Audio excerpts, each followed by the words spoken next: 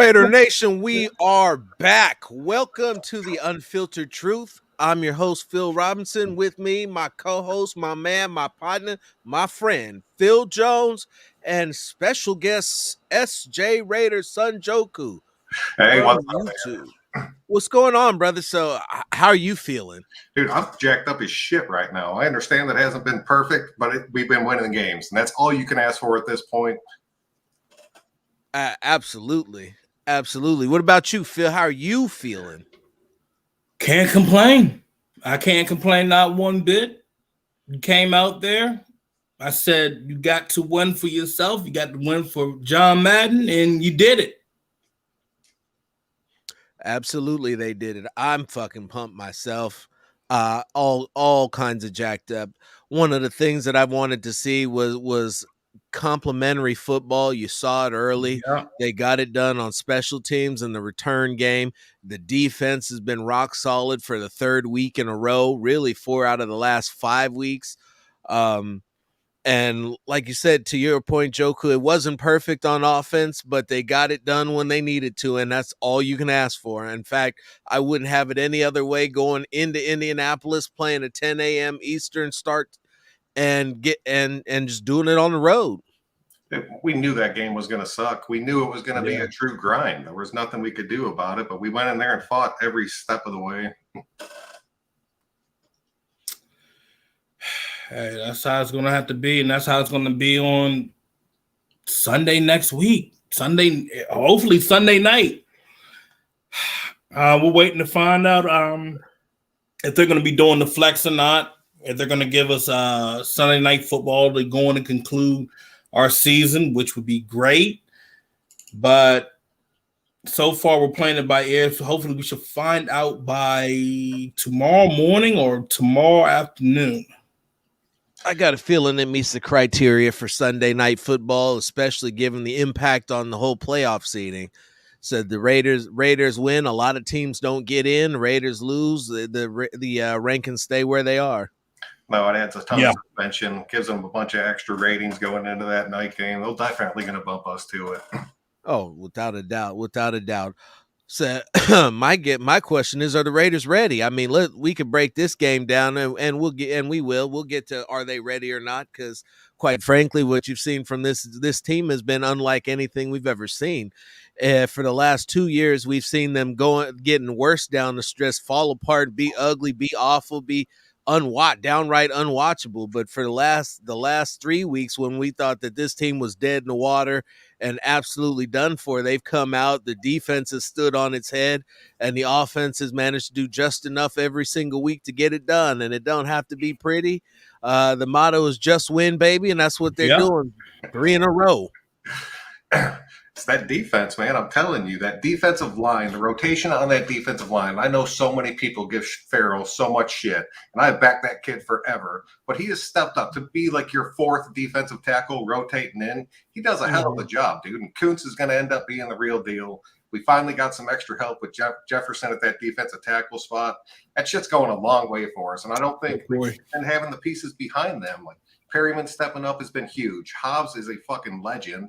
And then like a dude like Merrick stepping up and coming into that rotate. We finally have key pieces on the defensive side of the ball to where we're not just getting picked apart by little slant routes the entire fucking game towards the end. No, that's real. And one of the players that has really come on as of late that I've been impressed with week in and week out is Divine Diablo. What he's out there doing in pass coverage, the way he's attacking the run. When I first saw him, my issue with him was that he seemed to play on his heels. He's attacking now. And with the attacking that he's doing, it's making all the difference in the world. I got to see how Littleton's contract breaks down in the off season, but I got to believe that with Diablo there, you got to move him so that you can make a spot for him. It sucks, but I have to agree with you on that because I have been a pretty big fan of Littleton just because of what he has done in the past, not necessarily for us. But it's not like Gus Bradley's system. It's just not working for him. I really thought he was going to excel in it because he was going to have that freedom to play a little faster. Mm-hmm. But I don't know if that dude's just lost a step or if it's just not clicking. But Diablo's taking that spot. That's a fact. Oh, yeah. I mean, we didn't even know what we were going to get out of Littleton this year, and that's what a lot of us had suspected beginning, training camp. We thought that, okay, Devon Diablo was going to end up taking the spot. He's going to be able to handle the coverage job, and he's done an excellent job. He's been playing a little bit more aggressive than what we end up seeing in the beginning with him, and it's downright fucking good, and I love it. Said I'm going to say a name, and I'll play a little game, and we'll go a couple names, and I'll say them out, and we'll get your take on how you feel about them. All right. Dallin Levitt. Man, I've given that kid some shit over the years. I really have. But over like the past 4 or 5 weeks, that kid has stepped up in a major way. And there's been like little flashes in the past, and I honestly thought, like, how does this kid keep riding this roster? But now that he's been given like a legitimate shot at it, he's not terrible, man. No. Divine, fucking Dallin Levitt, fuck, man. Right? And, you know, when you think about it, you're like, ain't this mother? We were like, he sucked. I was crushing this guy. Oh man, I was hell right now. I was killing this man. I will eat. Look, I'm willing to go on and eat crow right here and say, Dallin Levitt has done a solid job coming in so far. You know, he's gotten turnover, you know, fumble recovery and shit. He's thrown his body out there this year to make a stop. I can't say anything wrong right now. I mean, look, at the end of the day, the man has came out there and is saying, hey, coach, I'm going to do my job. I'm going to do it at the best that you need me to do it at. And I can't get mad at that. When you can come out there and you can show me that you're fighting and what we're literally seeing, and he hasn't done any stupid bonehead mistakes, I can't get mad at him. Nope. I have to give the man his props. Yeah. So everything that I said on Dallin Levitt, I would take it back right now. Let's say 85% of it. Yeah, every time I say it, you know what? Every time I say this, it's that last game some shit. I'm like, you mother. That's how it usually goes. But all right, that was the first name. The next name, Brandon Faison. Man, I really like this kid. I'm not going to lie to you. Just because he wasn't supposed to even be playing or like even be on this team. And he stepped in. He has filled that role. Not great, but he has filled the role. And he's made some plays, and we've seen that kid get burned, like torched out of his fucking mind. But we've also seen him get torched, end up coming back and punching that ball out and saving the play for us. Yeah. I like for what he is, and like as a depth piece, then now hopefully we can start getting some pieces back. But I think he stepped up like decently. You know what? I want to see something with Brandon Faison. I need an answer. You while you're looking. He's been pretty good. I mean, this is an undrafted free agent that came in with a little bit of time and try to make the best out of nothing. We're working thin on this secondary, and look, COVID and kicked our ass. You lost your second best corner, who was Trayvon Mullen. Look, Brandon Faison has done a good job. I'm gonna leave it as that. He's done a good job. I can't say that this man is all terrible, because the man literally came in and just said, "What you need me to do, coach?" When you can come in and say, "What do you need me to do?" and do it at the best of your ability, can you get mad at that? No, and you can't get mad at production either. And he's producing. He's come out, and in this particular defense, it's not a guy that you can look at and say, "Oh, he doesn't belong out there." 11 pass defense. That's a lot. 11. They target him. Right? And I don't blame him for it, but if he could step up and stop it 80% of the time, I'll take it. Like week in and week out, this is our main starter. Mm-hmm.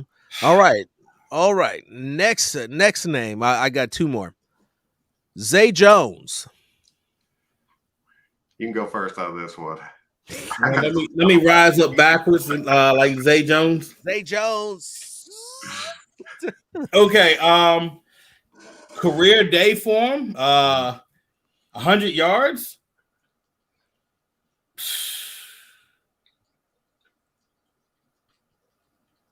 Man, everybody just running around and saying, "Oh, Zay Jones is trash," but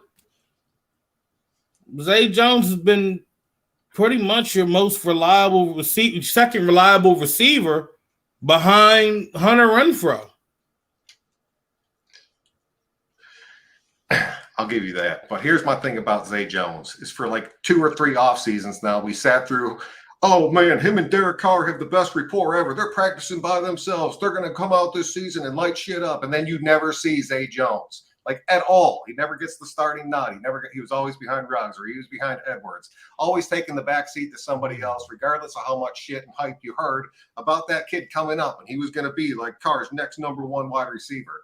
And at first I was like, when we first brought him on, I was like, man, that kid has all the damn talent in the world. But that thing he was known for the most is that shit you guys were doing was him jumping up in the end zone, doing that dance move. And I was like, well, fuck. But then he got beat out in Buffalo by 2 younger rookie kids. And then all of a sudden he was shipped out of Buffalo. And I was like, maybe a different look will give him a shot. Then we heard all that hype. We never saw it until like the past 3 to 4 weeks. He has stepped up tremendously. And it honestly blows my mind because I was not expecting that shit to happen. I did not expect Zay Jones to be the one dude to come out of the woodwork and end up being like our #1 wide receiver. I don't know. He's blowing my mind right now. I'm praying that he can keep that shit up. Just sitting there listening to everything you said, I just smile like a proud dad that made it, because these are all the exact same things that I've been saying, that I've written in articles. I'm like, listen, Zay Jones is the best receiver who's never gotten an opportunity I've ever seen in my life. Yeah. For whatever reason, the ball is just not getting to him. He's getting open. He's running the routes they're asking him to do. The coach is raving about him in the offseason. He's putting the time in. At some point in time, opportunity has to present itself. And in the last 3 games, you've seen him. Zay Jones has been called a bum. He's a bust, all this other shoot feet for hands, all this other stuff. But all he does is continue to go out there and produce when given opportunity. And to me, I called it Zay Day today, because without Zay Jones, they don't get this win.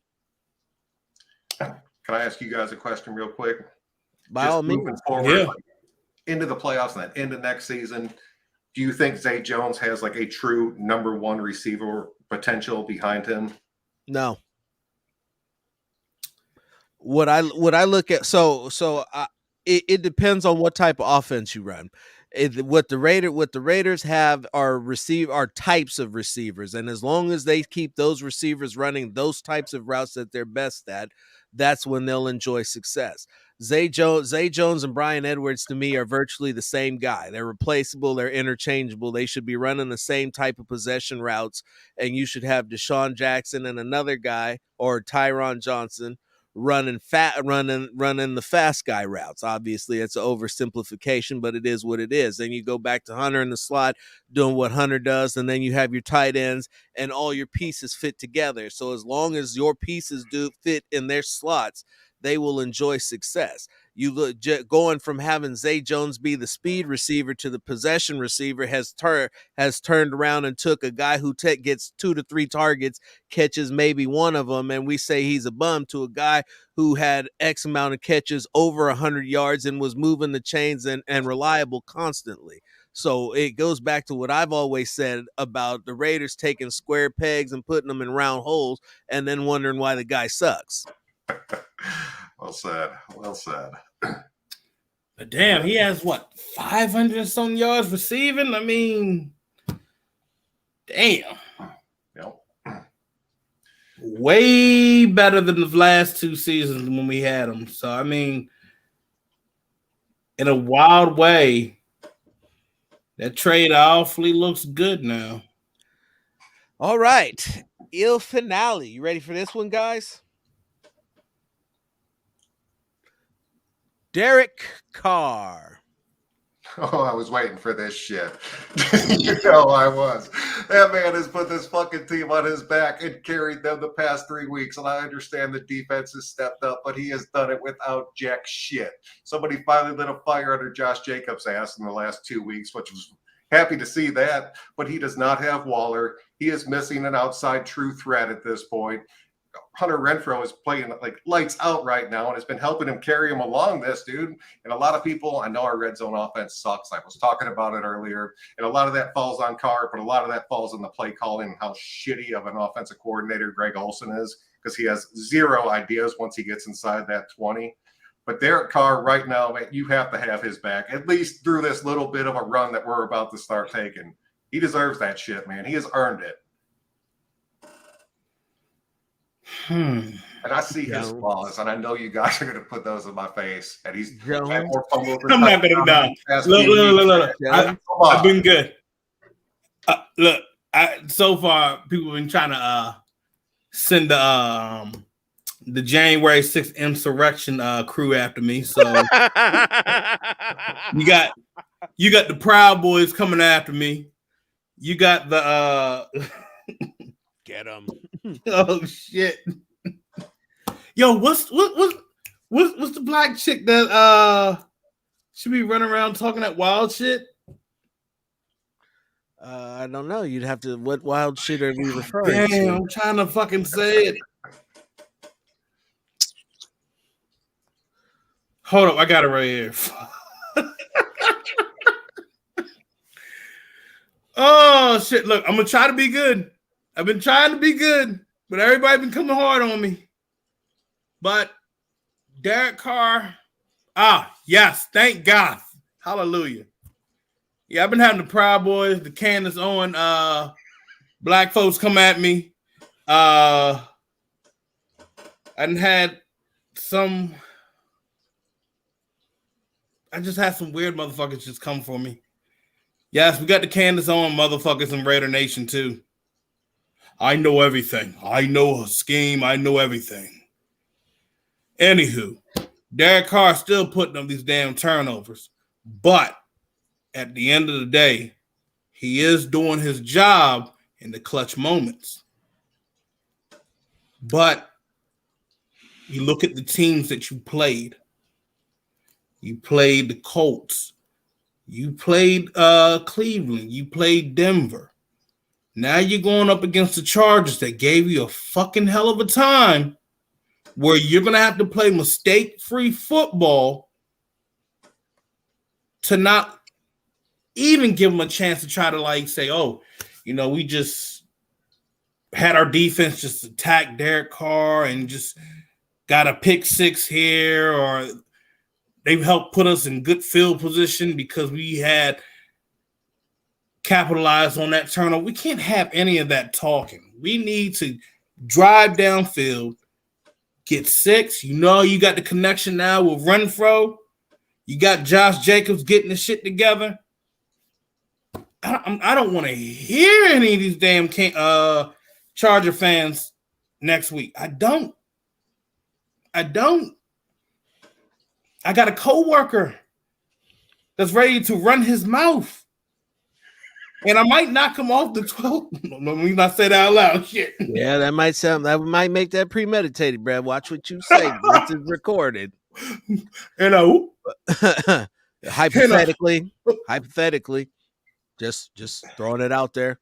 Things happen all the time. Accidents.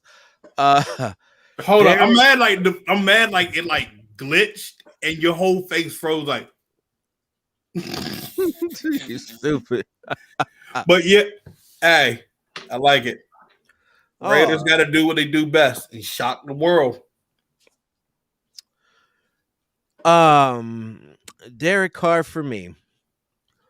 So it's a tale of two halves. It's always a tale of two halves with him. It's either good or it's bad. You start the game off. I didn't have a problem with the first interception. It was the right read. It was the right look. He went to the right guy. It was just a bad throw. The throw didn't get out there far enough. And that's been one of my constant criticisms of him is his deep ball. For all the arm talent that he's supposed to have, all his deep balls hang. It's like you can count it. You can count hang time on a deep pass from Derek Carr, and they always end up coming up overthrown. It takes a gimme touchdown into a 50-50 ball, and that's not Deshaun Jackson's game at this point in his career. Wasn't really the best part of his game to begin with, but when the game was on the line, when they needed to score, and we could say they need to score, but when in 2-minute situations, that is when Derek Carr is at his best. If you are entering a 2-minute situation and you are within a score, Derek Carr is going to get you that score. A lot of people will call it the clutch gene. A lot of people will say this, a lot of people will say that.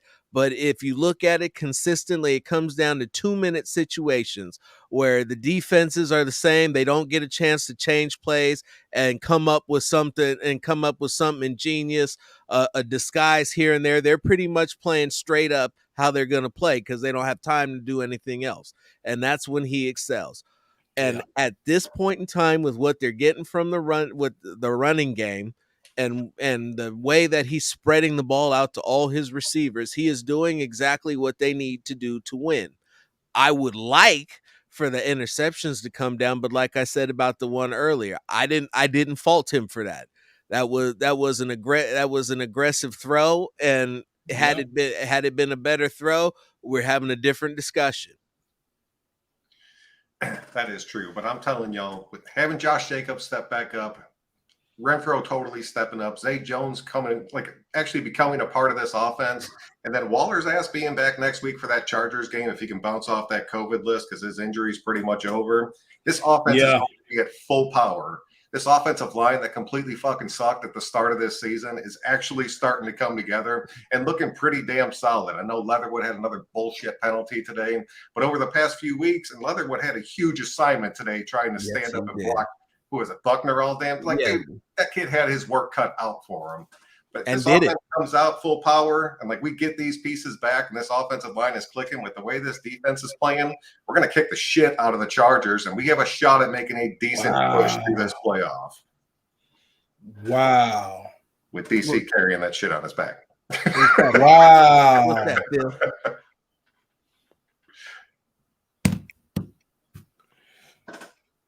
Your boy ain't got to work tomorrow. Oh, that's that look right there. No, definitely like you said, definitely like you said, with where they are now, with the way the line is coming together, and like I said earlier, it's coming together down the stretch. And when you look at playoff teams, that's all you can hope for. I mean, the New York Giants won, getting in at 9-7 when they looked like they had no business being there, and beat the undefeated Patriots. All you got to do is get to the dance, and the perfect time to peak for the playoffs is heading into it. And right now they're on a hot streak. You win with defense, a running game in the playoffs, and right now that's what they got. That is. I would like to see a lot more play action if you're going to be that run heavy, especially when teams are selling out against the run. But they should be able to run on the Chargers. Oh, we should have that one. Here, how did Denver do against running against the Chargers today? Oh, Denver had Drew Lock under center, bro. Yeah, Denver got took today. Ooh. It would have been nice to see them win that game, but they didn't stand a shot going. As soon as Drew Lock was the starter, that game was done. Yeah. I thought that we were going to get a chance to see something that maybe, they would go out there and win one for Dan Reeves. And then after the first couple minutes, I was like, well, let's go ahead and turn this off. Yep. There's no point in watching this whatsoever. Shit, it was like, Dan who? Yeah. There are more coming. There were a lot more that they had. In fact, you finally got to see Mariota throw a pass, because I know everybody will tell you that he doesn't have an arm. And that was pass interference. That was a pretty legit throw. You would have liked maybe just a tad bit further out in front of him, but I mean, the defender was yanking on his jersey. So what can you do? I mean, it was one of those throws where he's like, boom, I'm laying it right there in the basket. And here's this motherfucker just holding on to Hunter Renfrow. But Hunter Renfrow got the best of him in the end. Yes, he did. Dogged the shit out of him. He said, I'm going to whoop your ass like I did Jalen Ramsey and Cam. You know, Phil, it would be a shame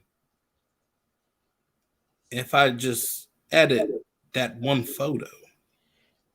It could be. Might just do it now.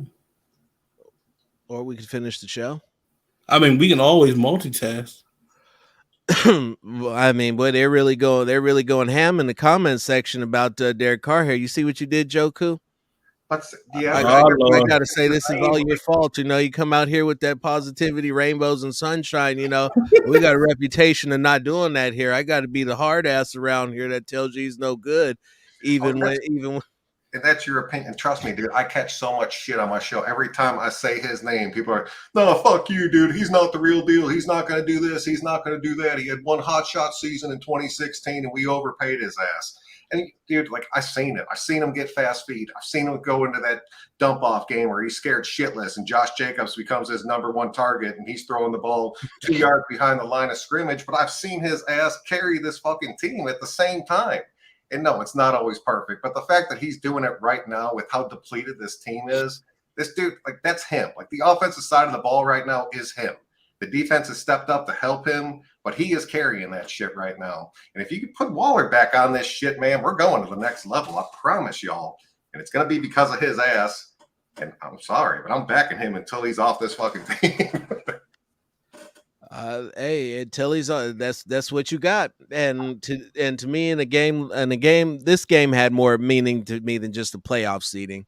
And the fact that they came out and played as cleanly as they did for as long as they did, it was the ultimate tribute to Madden that they could have gave them.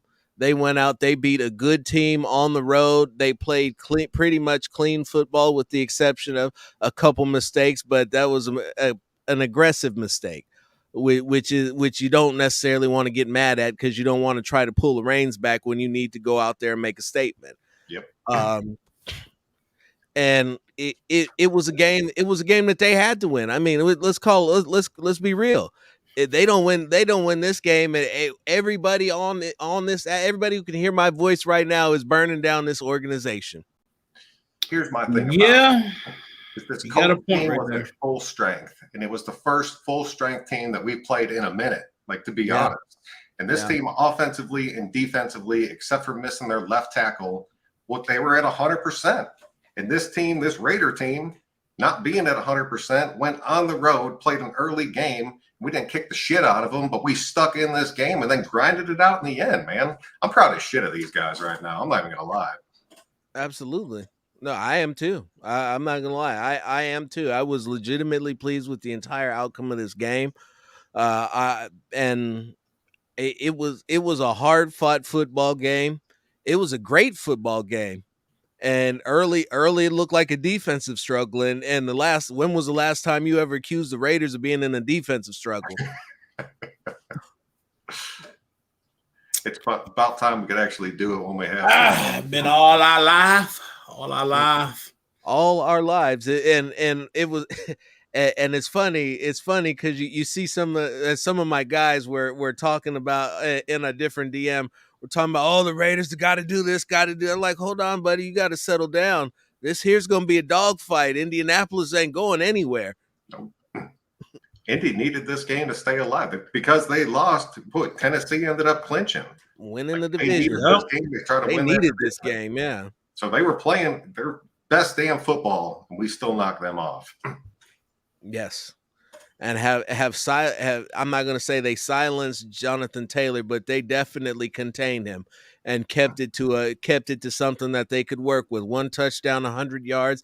I figured if he got yards but no touchdowns, he was good. As long as they kept him under 2 touchdowns, they had a good shot at winning this game. But what I didn't expect was Carson Wentz to come out there and be as bad as he was. I didn't expect him to be a world beater by any stretch, but I didn't expect him to be that bad. Yeah. That's the thing about the Colts. If you put the game in his hands and take it out of Taylor's, you're going to end up winning that game. Because Wentz cannot do that shit anymore. That's true. All right. Yeah, so the playoff mathematics works as this. It's all screwy booey, but the Chargers right now, the Raiders have to beat the Chargers. The Chargers hold all the tiebreaker over the Raiders, which is screwing up the whole playoff picture. Once the Raiders beat the Chargers, they have the tiebreaker over everybody else who's not ahead of them, and that will propel them to the 6th seed. Yes.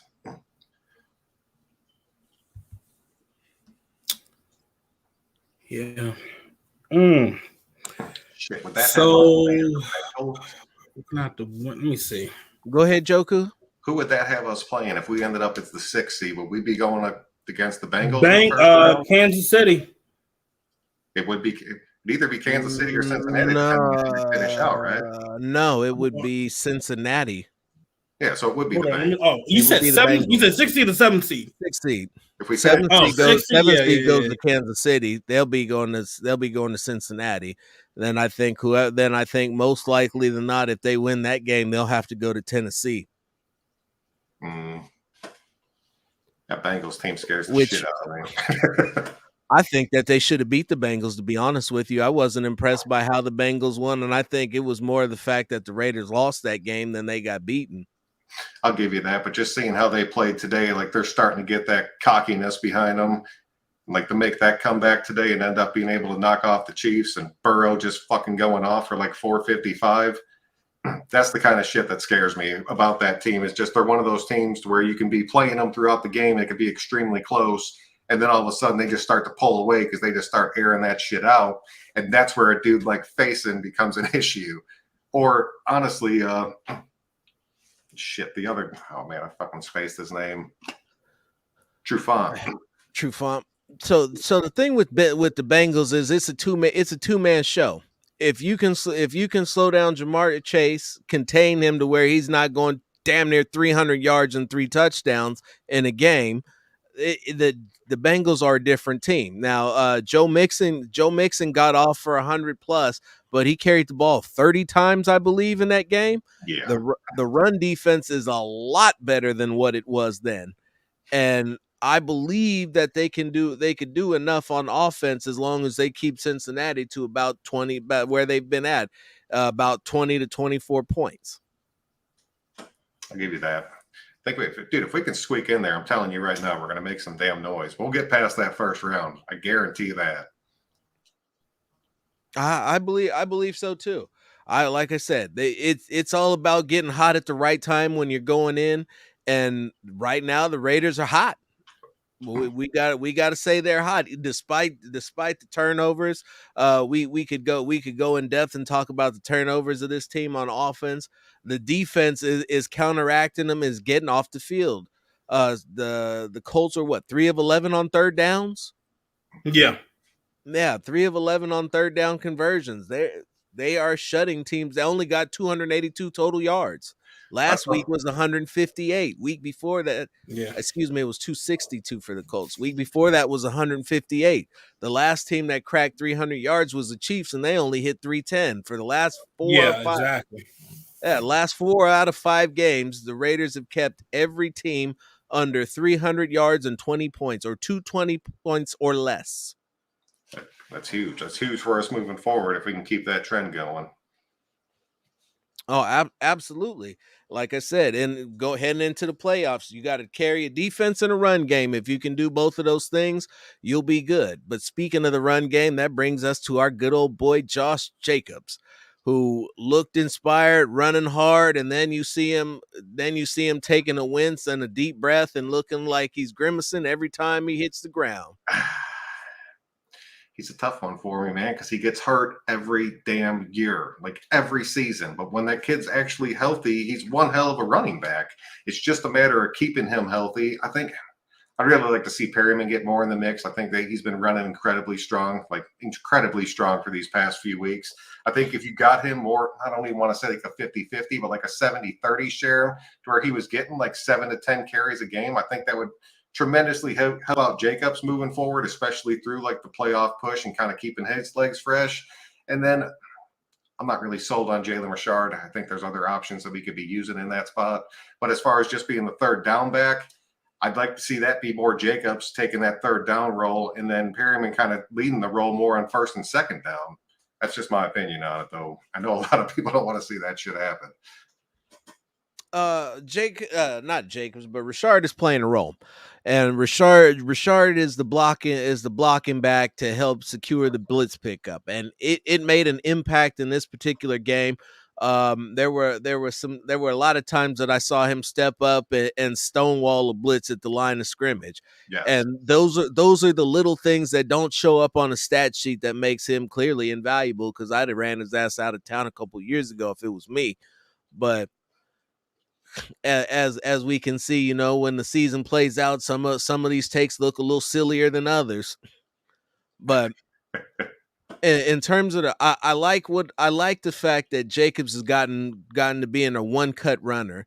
Part of the issue that I had with him was he had happy feet and was tap dancing in the hole, and his vision and he wasn't seeing the hole for what it was. A lot of times he'll hit the second level and have made up his mind that he was going to be expecting contact and run into contact that's not there.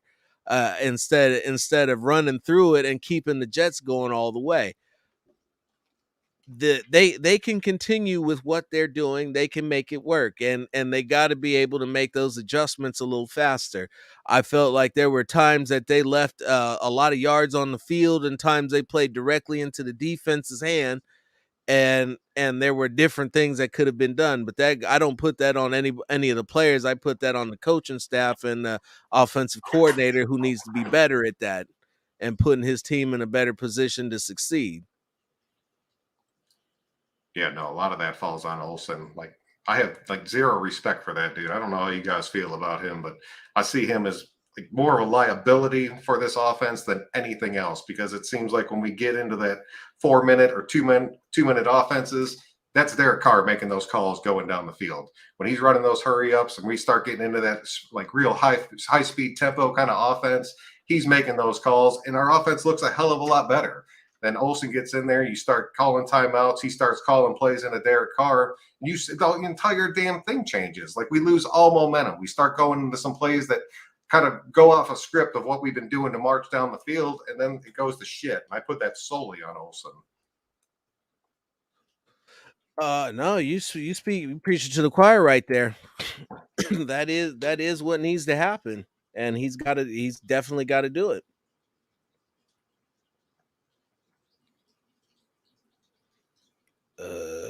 Hold on. Trying to do something on the phone real quick. Hold on. So here's an interesting question for you, Joku, and this is kind of what we've been talking about behind the scenes. The Raiders make the playoffs. What happens with this coaching staff? Are we now in a position where everybody comes back, even potentially including Mayock? No, I don't think so. I think Mayock is coming back. I think they're going to give him one more year, just because his draft picks has not been complete shit and his contracts have not been terrible, even though I hate the 1-year contracts, but I'm putting that more on Gruden than I am on Mayock. So I really think he's going to get one more shot, one more draft class to try to make things work. As far as the coaching staff, I see Bisaccia just going back to our special teams coach. We're going to bring in a new head coach for this team. That is 100% certain. There's no chance, playoffs or not, that Bisaccia ends up carrying this team in the next season. I just do not see that happening. I really don't even think he would want that to happen. I think he's perfectly content doing what he's doing for this Raiders team. And then it's a matter of, I'd like to see Gus Bradley stick around as the DC, but if he's not the head coach and a new head coach comes on, I could see him bringing in a whole new damn thing. I think that would be a mistake, because I think Millis and then Bradley working together are like a huge combination for this defense. So I'd like to see them stick. But offensively, you got to bring in an offensive-minded head coach, and you have to get rid of Olsen and let him bring in his offensive staff and let the defense be what it is right now. I think that would be the perfect move for the Raiders next season. What about you, Jones?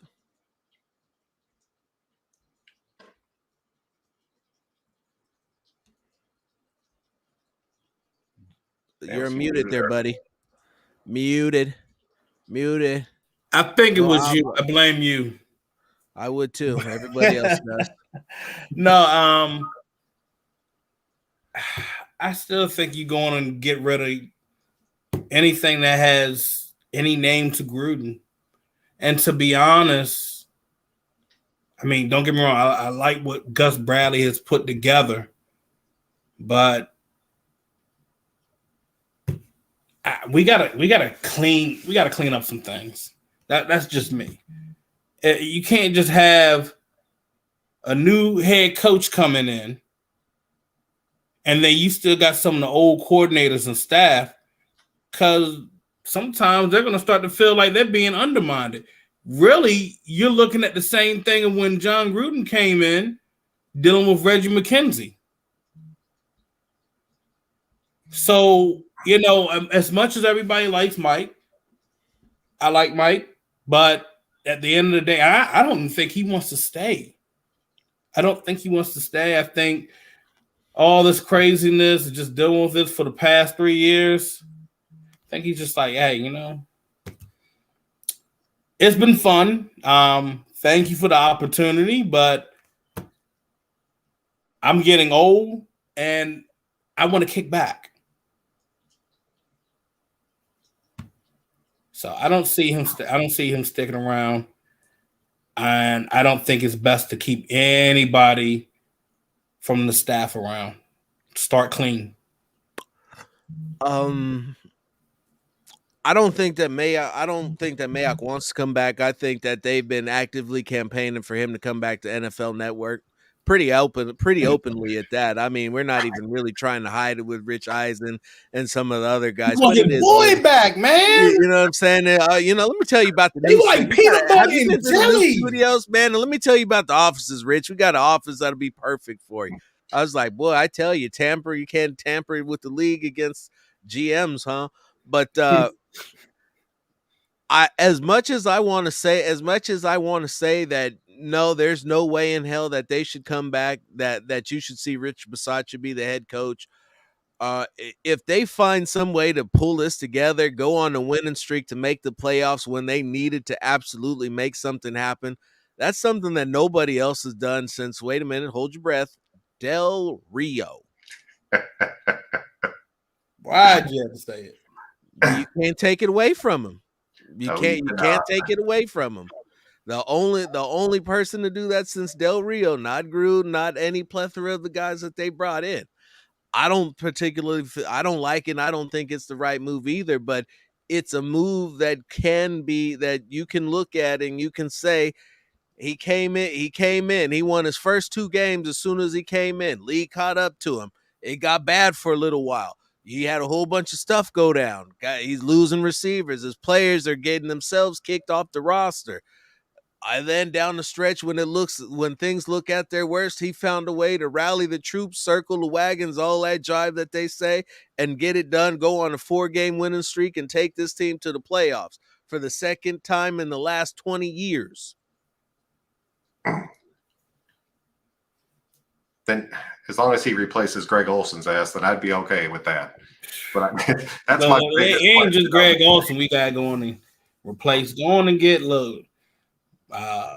John Morton out of there. But then here's the only thing I'm gonna miss: the cable guy. I don't think, and that's gonna be a real question. You got to look and see what these guys want to do. I think that ultimately they need to continue to keep Gus Bradley. Looking at what this defense has done down the stretch, you couldn't convince me that there was a better person to bring in to lead this defense with what he's managed to do. Do we want more sacks? Yes. Do we want more turnovers? Absolutely. Are you talking about a guy who's taking a team and going out there with backups in the secondary and getting it done week after week, shutting down some of the elite teams in the league, holding teams under 20 points? I mean, nobody was going to say at the start of the year that this Raiders defense was going to be doing stuff like this at the end of the year. From what I heard, this run defense was the worst in the history of ever. Hold on, this year's run defense? This year's run defense was the worst in the history of ever. ever. Really? Had a few week stretch where they completely sucked, though. We were giving up yards like crazy to the running backs. Between the running backs, Yeah, y'all haven't been looking around the league because there was some other teams doing hella worse than us. I'm not saying we were the worst, but we were not great. I'm just saying what I was heard because apparently I know nothing about football and I've never played. It's interesting when what's my resume? When men ask other men if I've played football, I was like, wow, we're not even going directly to the source anymore. That's a new one, but that's a new one. But we're gonna rock that one. We're gonna rock it anyway. But yeah, it's incredible. This whole YouTube thing is a funny thing. This whole media thing, this whole having an opinion about things is funny because when people don't share it, the constructive criticism and discussions and debate turn into fist fights and shootings. That's what kills me, dude. It's like I get Literally so much shit in like my comment section, or people will direct message me on Twitter and talking a bunch of shit. I'm just sitting there like, dude, I'm a fucking dude sitting in my basement just talking about football. It's like I'm not making any decisions for the team. I'm just having a good time. Like, don't give me a bunch of shit just because you don't agree. Like, you disagree, so be it, but don't be a fucking dick about it. It's just motherfuckers that I think, you know what it is? I think it's jealousy. I think there are folks that are jealous that you've been able to elevate your platform from your social media. You've been able to get people to come around and listen and talk football and enjoy your presence. You enjoy their presence. Same with me and Phil Robinson. And they're like, I hate your takes. Oh, you're terrible. Oh, you don't know what you're talking about. Oh. And it's just like, what's up with all this anger and hatred inside of you, man? Like, did I take your best woman? Did I spot a two-eyed banana her? Like, I mean, what's your problem? This was a comment. If you're feeling like that, you need help. You seriously need help. So all I can say is if you got a platform, you're doing something with it, keep doing you. Just stay out of the DMs and stop trying to wear the other team's panties. But anywho, are you finished? I'm finished. Yeah. Are you finished? Thank you. Back to the point. So but you know what I'm saying? Yeah.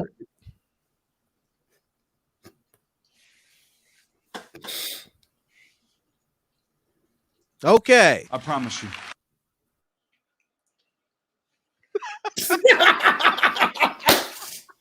I was setting you up for that one. I'm sorry. I was waiting to pull that one out. I've had it holding in the back of my pocket for a long time. So just that was the right time to do it. Just waiting. But hell, anyways. Robinson's gonna beat me up later. So this was what we didn't even start the show and we already had this comment. I'm here to hear them justify their hate for Carr. I mean, he's 1-2 in terms of touchdown and interceptions, but I'm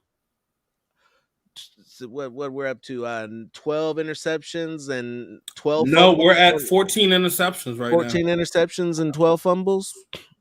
21 picks, 14 pick, yeah, and 12 fumbles. Yeah. More turnovers and touchdowns. Yeah. Just saying. You want to wonder that does contribute to losses. Just for those who don't believe that it does.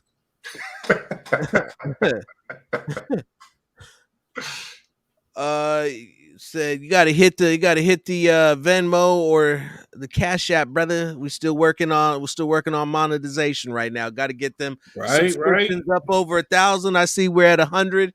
Hit 100 a couple times in the views. Please like, subscribe, give us an unfiltered salute, tell a friend, come back, hear more of our content. We got Son Joku right here, who's been good enough to join us.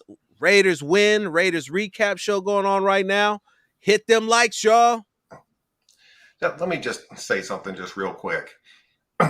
Sub up these fucking dudes, man. I'm telling you, when you're on YouTube and you're grinding shit out, and I've watched you guys for like a good minute now, and I've been grinding out videos forever, and it took me a long ass time to hit that 1,000 mark. When you hit 1,000 subscribers, YouTube, like as a creator, changes completely for you. You're able to open up so much other shit that you can do and like really expand your channel. It's like a whole different little tab that opens up once you hit that monetization mode. I guarantee you guys already have the watch hours to get to that point. You're just missing the subs for it. So just click that fucking sub button. Help these guys out, man. Once you get over 1,000,000, your videos get more views. You get a way bigger push from YouTube itself. So I don't know, for any Raider content creator out there, whether you love them or hate them, just click that button just to show that you're a part of the nation and you're supporting them, man, because that shit goes a long, long way. Sorry, I had to get that out. No, I appreciate that. Hey, I appreciate it. Let it be known. Help us out. We're all out here trying to eat together. You know, there's no need to be in competition. This is all supposed to be Raider Nation, supposed to be one family. Football is football. Many people have many different opinions, but no one opinion is the right opinion.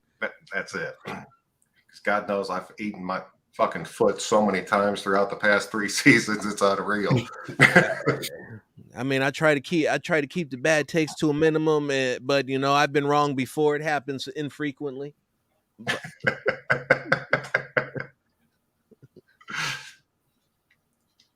But for sure, Al's got the 1K Reaper chip challenge for Jones. Once we get over 1K, Jones is going to take that to the face for us. Man, good luck with that shit. I'm here to tell you. I salute you, brother. I'll be watching, but you're on your own with that. Yeah. Yeah, it's gonna be a rough one for Jones.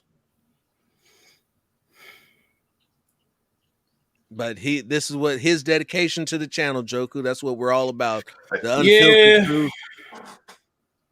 That's what it's all about, man. Because if you don't have a true love for this shit, you're not going to continue to do it day in and day out. And that shit comes from like truly loving this team. It comes from nothing else. Yes, because you can't be around this team if you don't love it. This is the first time and second time, excuse me, once again in the last 20 years that we've seen a winning record. You either fucking love this team or you hate this team. There is no in between about that. None whatsoever. We're closing in on an hour. It's Joku. It's been a blast. My man Phil's got to get to bed. He's got work in the morning. Oh, excuse me. You're right. I forgot. You just said Never mind. Well, carry on. Comment section. I call upon thee. What's cracking? Give us some content. Damn, Raider Rich says, can the Raiders run the ball on San Diego to take pressure off the DC? The answer to that question is no. The Raiders will never, ever play San Diego ever again.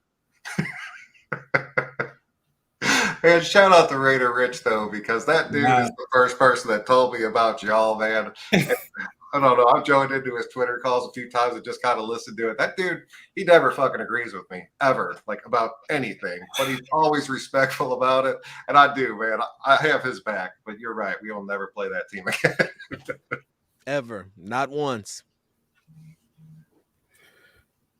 The slander for the wall. The like and subscribe. San Diego forever. Shut up, Rich. Get out of here. All right, yeah. Who did not see the AB incident? We were talking about when was the last guy that you saw quit on the field. Now I had brought up Vernon Davis, and I was incorrect because I remember that he didn't quit on the field. He got thrown off the field. Yeah. That was what prompted the I want winners speech. Oh, you mean you talking about Vernon Davis? Oh, yeah, no. Okay. I was thinking about his brother Vontae. That's what Vontae is the one that quit at halftime that just said fucking went in at the half and just never came back. But that shit that AB pulled today was before you go talking about the action itself, I look at something like that and I see somebody that needs some help.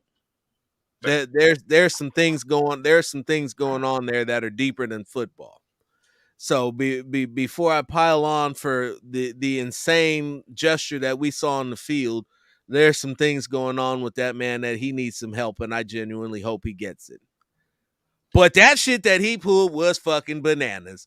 I ain't never seen nobody take off their pads, helmet, try to throw their pads into the crowd. It's one thing to give somebody a jersey, some gloves. That's cool. He was going to throw the jersey and pads into the stands. You know that the fans would have been out there going to blows over that. Oh shit, yes. It would have got ugly fighting for that. It would have been bad.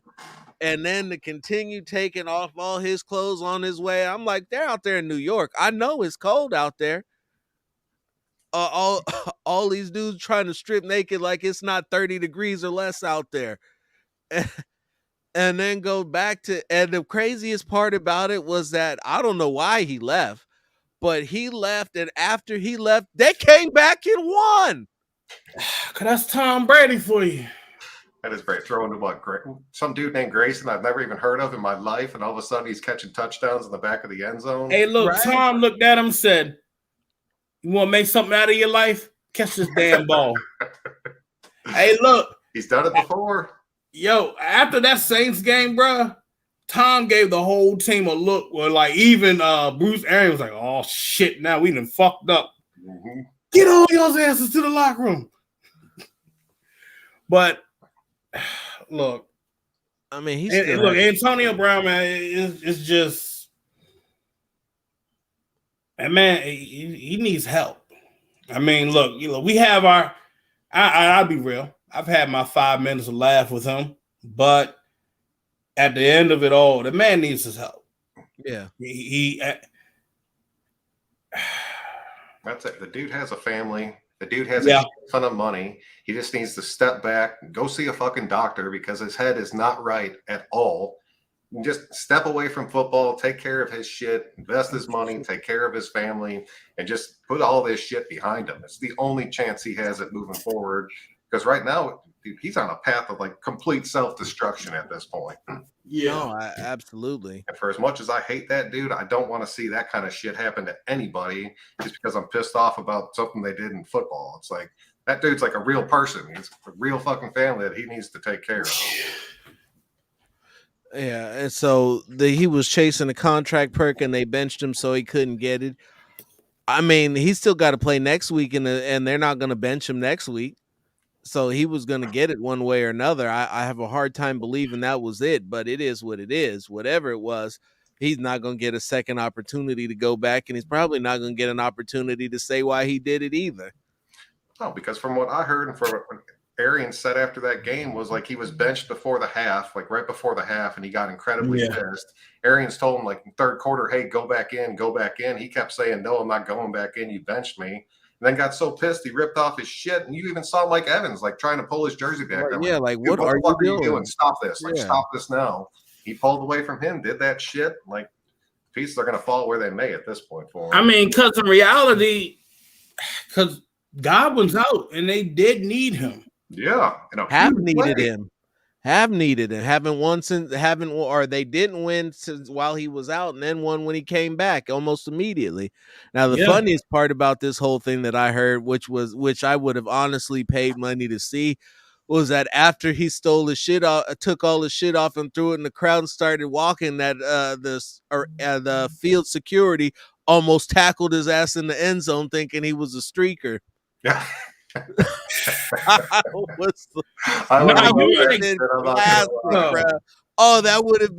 would have been so classic. That would have been the most fucked up shit. Oh, that would have been, bruh. They probably would have had to stop the game for about 10 minutes from everybody laughing at his ass, bruh. That shit would have been classic. That was his last moment of the NFL, getting tackled by security. After ripping his shit off and throwing it into the crowd. We're all like, what the fuck is he doing? Wait, security. Oh my God. Oh shit, this is great. Super Gremlin. I do too, Nick. I really do. When I heard about it, that was the first thing that I thought of too. I was like, oh, that would have been golden, priceless. I really thought he was going to run ass naked around that whole stadium. He got about halfway. I'm surprised they made it through the end zone doing jumping jacks. I thought they would have got him out of there before that.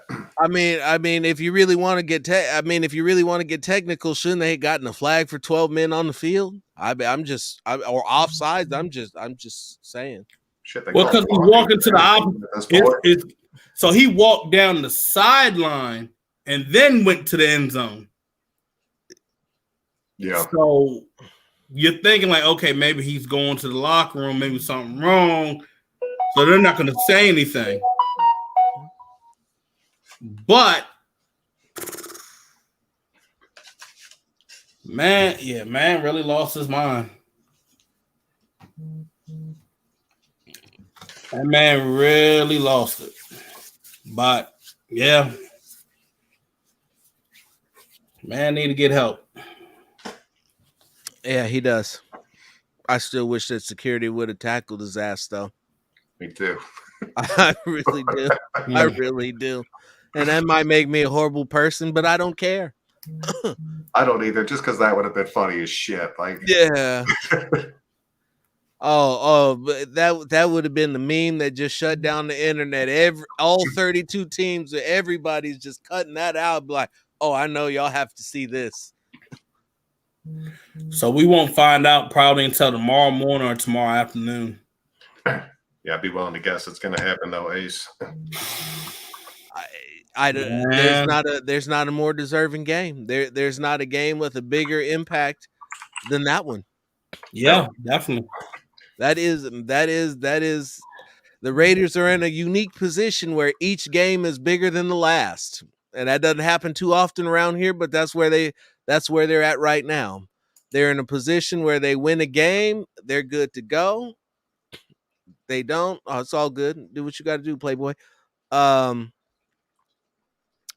if they lose, they don't make it. And then rather than ask, do we bring all the coaching staff back? Then we go back to those uncomfortable questions that we have about what you got on this roster and who's actually performing in what circumstances. Well, shit, like we have 36 free agents going into next season. You're gonna see some turnover on this team. You'll definitely see some turnover, but a lot of these guys need to be re-signed as well. Like that entire defensive line for the most part. I completely agree with that. I'm really hoping we can pull that shit off. If nothing else, you got to get me Phylon, Jefferson, and Thomas. I like Hankins, and it'd be a question of what it's going to cost you to keep Big Hank around. I would also like to see if perhaps they could draft somebody to get another guy in there to probably save some money. They got $40 million in cap space, and that sounds like a lot of money, but it goes pretty quick, especially if you get a top guy in here who commands a little bit of cheddar. You know what I'm saying? Do you keep Farrell? No, Farrell's going to cost you $10 million next year on his 5th-year option. He's got to go. You don't think he restructures to stay? No. Oh. Hey, if I'm Farrell, now the funny thing is that he went and got that Raider tattoo on his arm. And they ain't played his ass. Oh, did they just confirm that Johnny Ace? But they move it? Yep. They just moved it. Yeah, I had a feeling. There's just so much money behind that game. It makes the most sense to move it.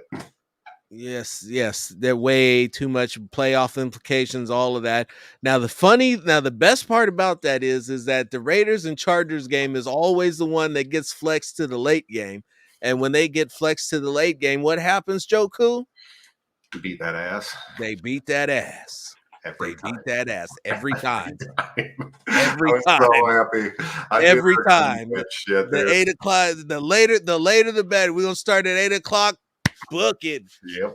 Go see my bookie and drop a quick hundo real quick and give me some cash. Be taking off Monday morning, I promise that. Mm-hmm. Oh boy. Yeah, no, it's all well and good. I love that.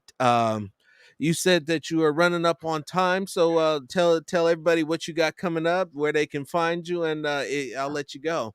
Yeah, man, I appreciate you guys having me on. First and foremost, man, I do love your guys' show. And I do very few of these collaborations, and I have a hell of a lot of fun doing them. So thank you very much for having me on.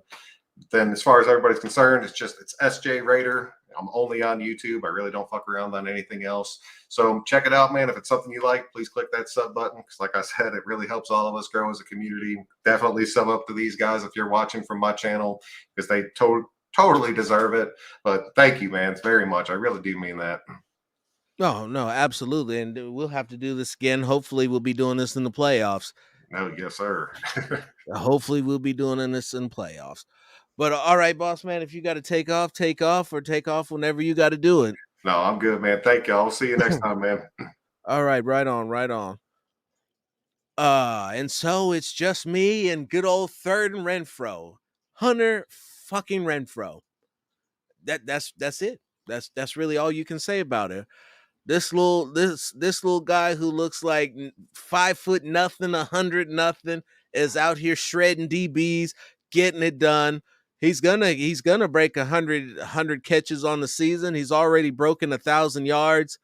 In the absence of Darren Waller, he stepped up to be that guy. And all in all, Hunter's due for a massive pay raise as well. The kid from Little Giants. That's funny. Was good. Everyday Renfro. Yes, sir. Sunday night football. Zay, we want to say Zay stepped up, but the reality is that Derek started getting him the ball. That's the reality of the situation. This has been available every time you've seen Zay Jones on the field. For all the people that said he sucked, for all the people that said he was a bust, that he couldn't play, no. I've said it long. You can go back and watch some of these archived episodes. I've been saying it for years.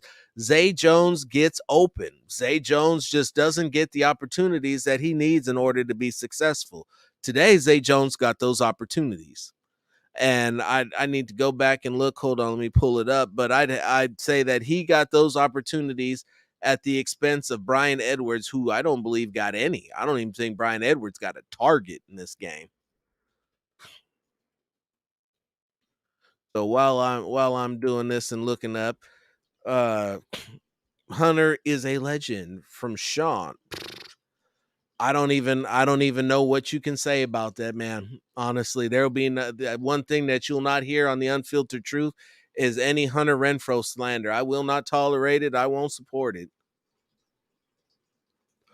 Updated playoff race has the Raiders sitting in the 8th seed, 1 seed out. Win over the Chargers will propel them up to the 6th seed.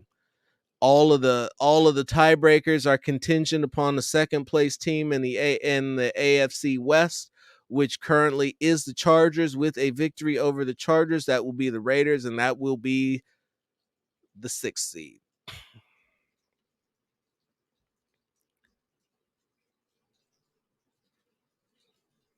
Say one says 1 target, the other says 2. We got 2. I'm on the game tracker, so we will see.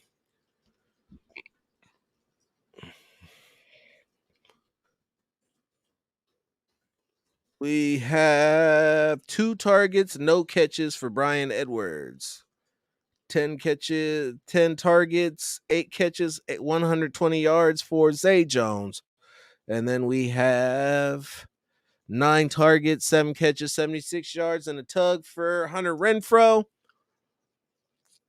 And the rest of everybody, and 4 targets, 4 catches, 17 yards for Josh Jacobs. Everybody else caught a ball except for Peyton Barber, who caught 2.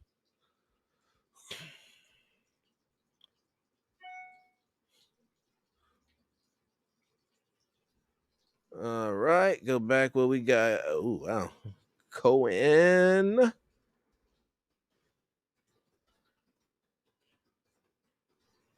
New comments. If New England lose one game, would that change our seed if we beat the Chargers? Uh, I'd have to go in and see the permutations, but I believe New England would have to lose a gimme game. I think they play the Jets. I believe they play the Jets. But then again, the Jets were hanging tough with Tampa Bay for the majority of this game that they just played. I sincerely, and this is a great take right here, and everybody look at this. I hope Bosa's comments are in the back of Carr's mind next weekend. I sincerely hope that they are. I hope that Carr remembers it. I hope that they play it over and over and over again for him to watch, so he can say, my good friend Joey Bosa, I love that guy so much. That guy called me soft and said all they had to do was yell boo and I'll be scared and I'll throw him the ball and I'll just fall apart. This gonna be one of the. This was a big game for Carr that just passed, and he came on when they needed him to come on. The Chargers can't be his boogeyman. He's going to have to go out and he's going to have to beat the Chargers, or we're going to be in a position where right back to where we are, where we're having these arguments and these battles. Because when you look at his turnover to touchdown margin, and you look at having everything lined up for you, and all you got to do is win one game and you're in, and you can't get it done. And that would probably be losing in the most horrific fashion possible, and that's just going to be a tough one. So I hope, for his sake, because Carr always plays much better when he's disrespected, and that was very disrespectful what Bosa said about him. 6 seed is fine. Let's just get in that. That's all you got to do, brother, is get in. Doesn't matter where you are once you get there. All you got to do is get in. I think probably because I saw what Bosa was talking about and not what Carr was. That's what I've been saying for a couple weeks now. All they got to do is just win. They don't need to worry about anybody else's business. For all of the talk about how they placed themselves in a position where they had to win, I wouldn't want it any other way. I wouldn't want to have to be sitting here scoreboard watching. All I would want to do is make sure that I go out on Sunday Night Football when the Raiders are the last regular season game of the year. You always want to be the last game of the year. Now, you'd like it to be the Super Bowl, but in this particular instance, they are the last primetime game of the year. This game determines whether or not they're going to the playoffs. Not only will they be able to go to the playoffs, they'll be able to knock the Chargers out of the playoffs as well. They got to get out there. They got to make it happen. And they got to play better. They got to continue to play the football to the level that they've been playing it. And I believe that they will be challenged in the past game more so than they have been in the last couple of weeks. But they have an opportunity to exude that run defense that they did not have against the Chargers when Austin Eckler was running all over him, and slow him down and give themselves a better opportunity to win this game.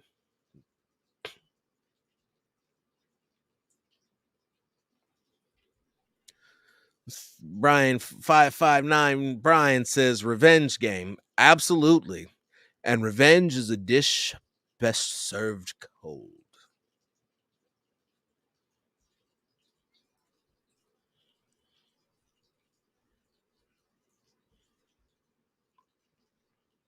It's the 6th.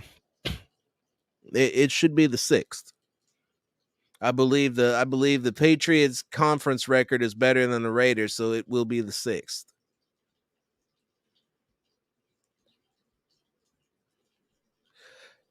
And that right there, this right there, like you said, Frederick, is key.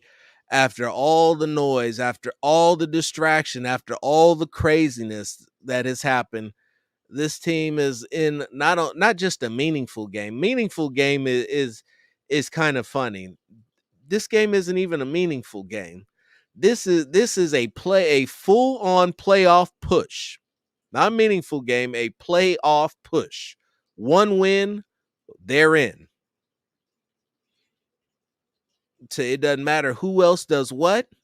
It doesn't matter who loses. It does not matter who wins. When the Raiders win on Sunday, and I'm speaking positivity into the universe because, quite frankly, I want to see it. I want it to be the Raiders going into the playoffs. I want to see the Raiders take the Chargers' dreams and turn them into nightmares. I want to see this team that has had everything thrown at it, that has had the NFL's best attempt to derail it, go out there and get a W. And it would be even funnier to see the type of strange shit happen at Allegiant Stadium that happened in what is it, Sophie, when they went. A lightning delay for an indoor stadium when the Chargers were playing. I was like, that type of irony writes itself. It's crazy. But it really comes down to taking care of your own business. And the Raiders showed me something today that made me believe. And I honestly believe it, and this is no bullshit because I don't do that here. That they can and will beat the Chargers, and they can make a run into the postseason. Like I said with Son Joku earlier, you need two things more than anything heading into the playoffs: a run game and a defense. If you can take both of those on the road, you got a real chance at winning a football game, because when the weather gets bad and the passing game isn't as pretty, because all the rules in the playoffs change. They let teams play football in the playoffs. They're real strict on the rules in the regular season, but in the postseason they let teams play football. And the Raiders are going to have to play football in order to beat these teams. And the Colts were the first full strength playoff team.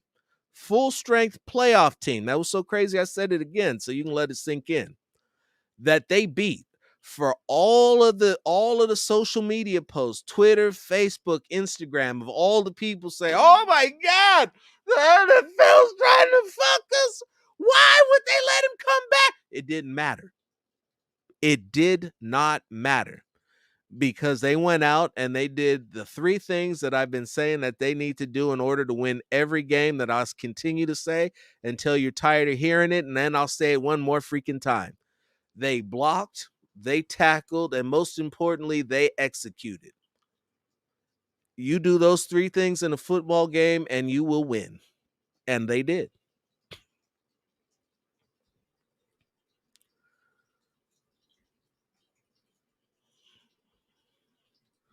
That it's way too early for injury reports there. Who's out where for the game? I still got to see what's going on. Who knows, if things line up, I might be out there. Find a way to get out there. Maybe take either my wife or one of my sons.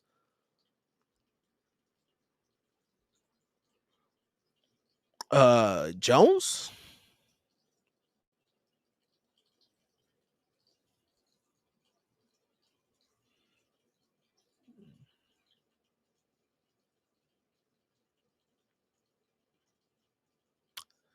And we're looking at Jones as the mute.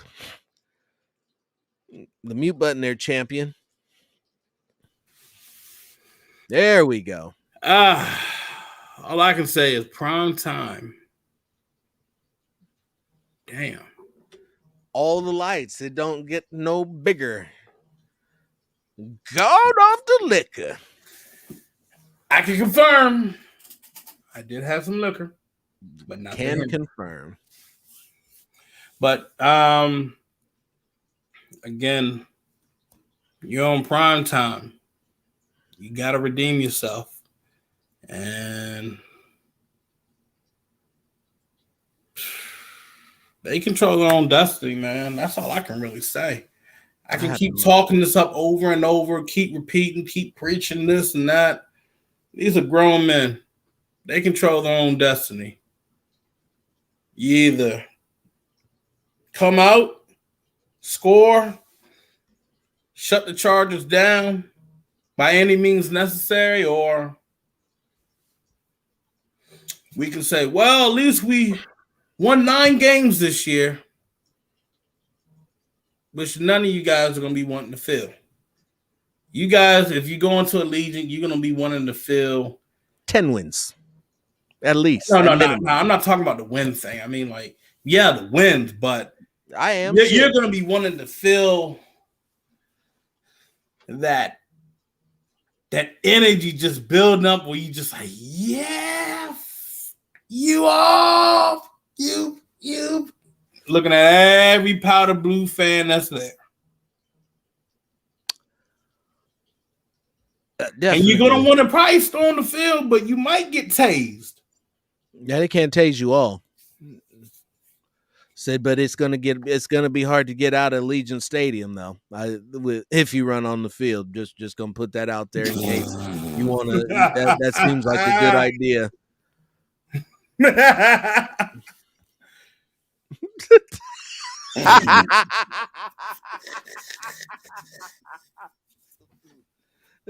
I'm just here for the comment. He was. Oh, that's good. I like that. That's good. Make sure you subscribe. I'd like to see some more of that. That was awesome. He might not be, but I am. Yes, I do drink that cognac. But damn, what is it? Phil Jones slander night? Hold off the liquor. Man over here hitting the wacky tobacco and coming back just for the comments. I said, ain't that a bitch? Look, you better never ever say nothing else about me, Jones. Shit.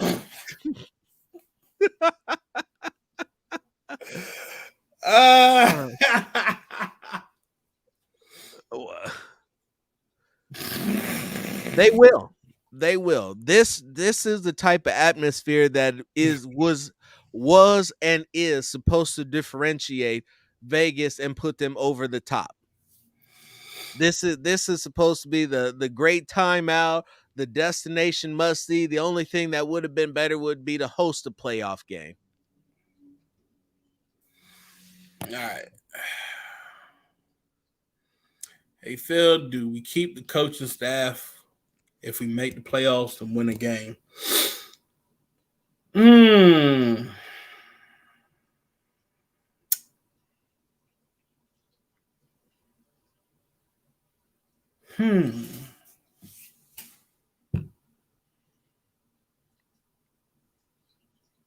No, I believe I gave an answer for this one, Phil. You go ahead and I'll let you have this one. You know how you see all those like thinking memes? Be like, Ray had pitched that question to me, and when he you said know it what? to me, I was like, that's a real interesting conversation that you got to have, and it becomes a lot different if they make the playoffs. I don't. You can't keep the staff, man. I mean, it's still gotta be cleaned up. You need a brand new offense because the play calling is not that great. Just a handful of shit. I mean, everything needs to be brand new. You need a new head coach. You need a new front office. So I'm gonna say no. You don't keep this, even if you did win. I think this is probably the best answer to that question, one that you were getting around to, but basically saying we are winning with this coaching staff, but I don't think we're living up to our full potential either. And ultimately, that will probably be what it comes down to. Will Rich be able to sell himself to Mark Davis? He might be able to, but I still think that there are way better options out there that can get it done. I look at this team and short of their overall gung-ho, real even keel feng shui kind of thing that he's brought up in terms of mentality. I can't say that I've seen a lot of his imprint on the team that would mean that he needs to be the guy moving forward. Yeah, definitely got to change this coaching staff up. As Mayock always said, we're willing to upgrade a position, even coaching. We go all the way to Super Bowl and win. They all staying. Well, that's a whole different story then. Shit. That's and That's a pipeline dream, but I'm gonna go out on a limb and say that you don't, because I don't think it's gonna get any better than that. And that sounds insane to say, but think about it. Like it's one of those perfect storm kind of jump offs. I don't necessarily know if Rich is going to be the man with the plan moving forward. I'm going to put my money on no. Just going to throw that out there, but my continuous doubting of the team has resulted in a 3-game win streak, so I'm going to keep hating, I'm going to keep doubting, and they're going to keep winning, and everything's going to be hunky dory.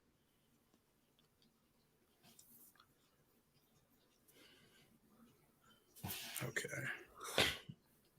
As I said earlier, Cade, this is a Hunter Renfro friendly channel here. We preach the gospel of Hunter Renfro around here. Your Lord and Savior, Hunter Renfro. Hunter Renfro. Should the Raiders trade back in the no? That was easy.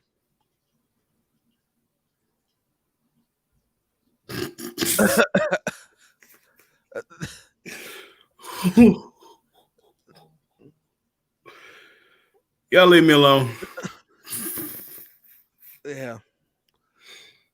I don't want to see that again. I want to see them trade up for elite talent. What they need right now more than anything is they don't need depth as bad as they did in years past. They need to continue to add premium talent as cheaply as possible, and the way to do that is through the draft. Hey, we try to keep it quality and entertaining and not hurt too many people's feelings.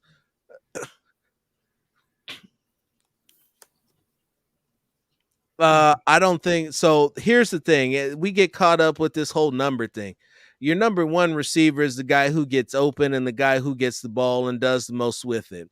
This offense, this particular style of offense with this particular quarterback is operating best when he's spreading the football and not focusing on one to two guys. It makes it difficult for him, who has an issue with staring down receivers, to continue to go through his reads or to look at other receivers when he's got one guy that everybody tells him that he's got to keep throwing the ball to.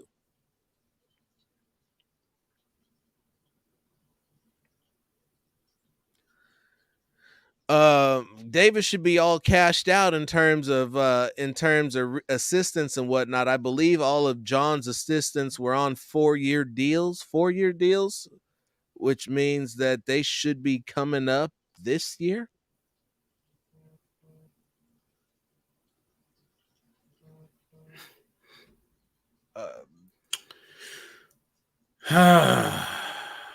Damn.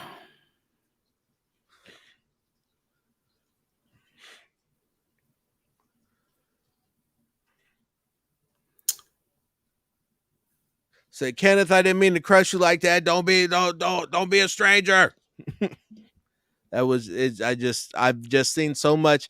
Why I came at it that strongly is that a lot of the issues that you've seen with the draft picks that nobody seems to like have resulted in the Raiders trying to trade back and not being able to trade back and being stuck making a panic pick. So that was why I said it as strongly and as firmly as I did, because when they've looked to trade back, it just hasn't been there. And what they need to do is start finding talent that they like at the position that they're in, instead of constantly looking to trade back. What they've done with extra draft capital in drafts just hasn't been good enough up until the time that they usually hit day 3, the fourth rounds or later.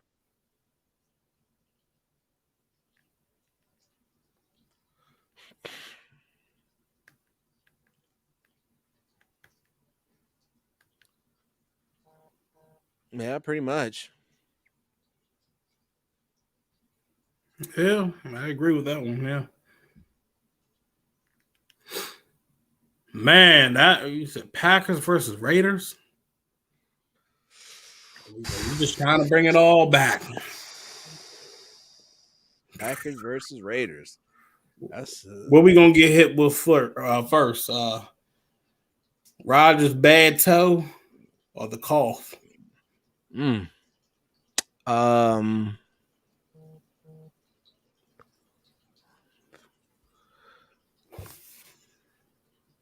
Shit, what you absolutely. think we've been preaching, bro? We gotta move on.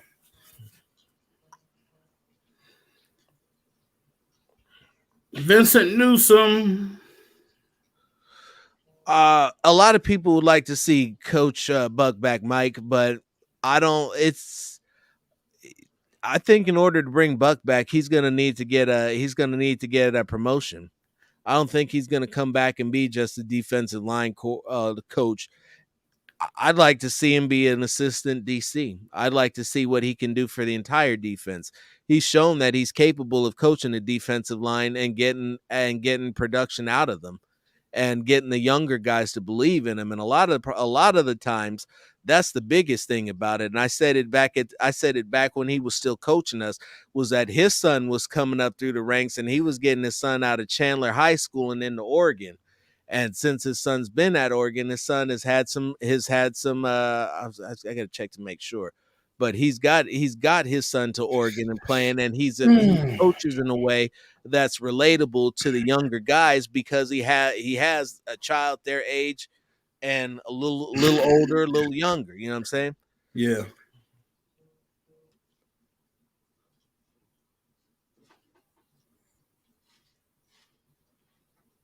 Take care of Chargers first, man. No Super Bowl talk. Hey, I said it earlier too, earlier in the season.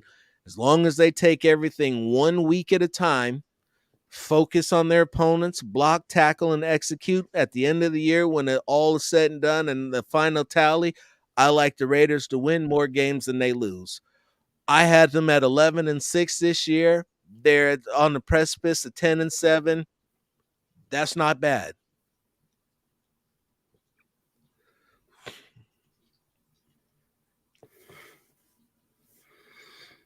He's been bouncing around for the last 3 games, brother. Let's celebrate what he's done. He's done minimal as a coach, but emotionally he's been.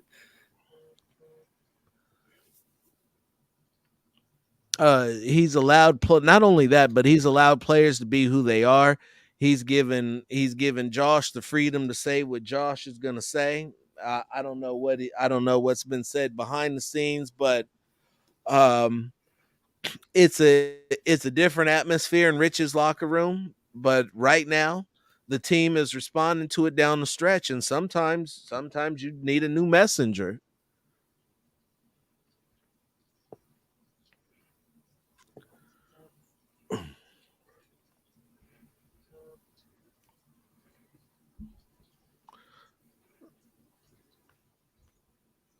Right,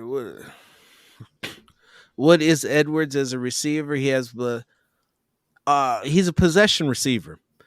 Everybody's looking for him to have 9 million yards of separation. I did the breakdown of it on another show. The 1.8 yards of separation that people are saying is the worst in the league still equivalates to about 5 feet of separation. That's a good solid amount, 5 feet of separation. If your quarterback can't get you the ball with 5 feet to work with, that's not your receiver's fault. Is he getting open as often as he can?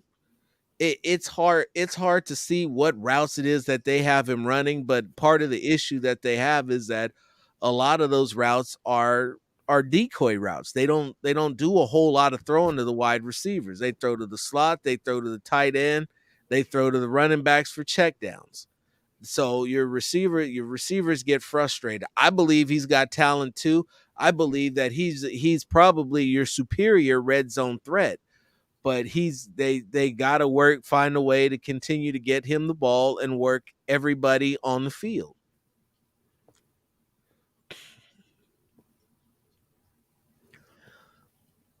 Shockingly good doesn't say it, bro.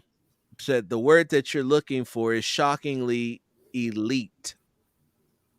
Less than 300 yards given up. I think the last 3 weeks, I want to say they haven't given up more. What was it, 280 something? Was the most yardage they've given up. Last week was 158. This week was 262. 17, 13, and 20 were the last 3-point totals they gave up. Not in that particular order, but I think that's the amounts.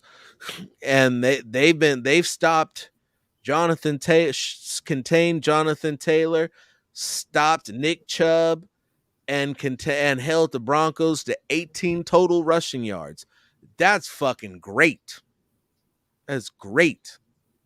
Great football has been played by this defense, and you cannot say enough about this defense.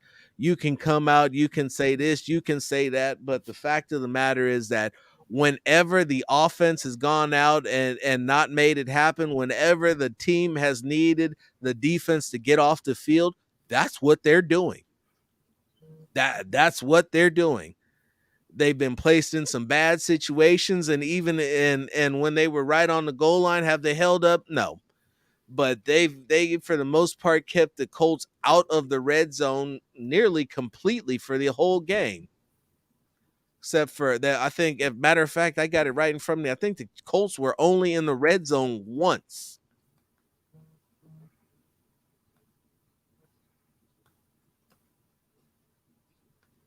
Yeah, the Chiefs were only on the red zone with gold, not the Chiefs, but the Colts, red zone and goal to go situations one time.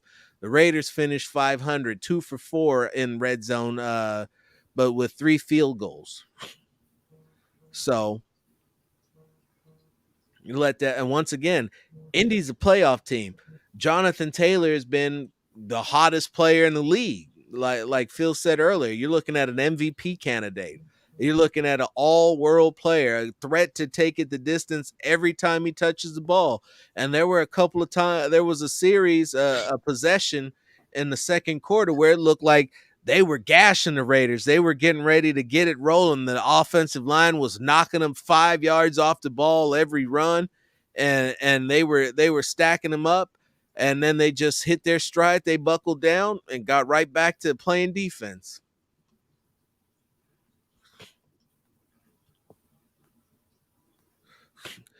That was conservative defensive coaching. That a lot of times when you get into situations like that, coaches like to play off and like to go into prevent the bend but don't break, and let's put extra guys out there and back them up. And the sad part is that when you do that, nobody ever ends up covering the middle of the field. And the other team goes straight down the field doing exactly what you think they won't by throwing about 10 to 15 yards, maybe even 20 down the middle of the field and just going straight up the field like that.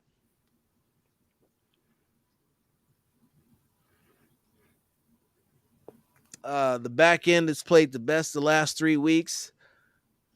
And the whole defense as a whole has played the best the last 3 weeks. But regardless of that, they are going to be tested in a way that they haven't been tested since Kansas City on the game on Sunday.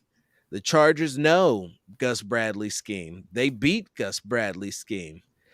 They know their game plan. They've got to feel confident in going out and executing again. It's just that simple. So they have to. The Raiders are going to have to make some adjustments. And in that game, they did a lot of laying off. What you've seen is just bring more heat.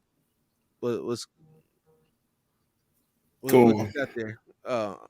I want to laugh. I want to laugh too. Why you gotta say it like a parent? Damn it! I want to laugh too. Get your man Matt, bro. Fatherist. You already know. Get your man Matt.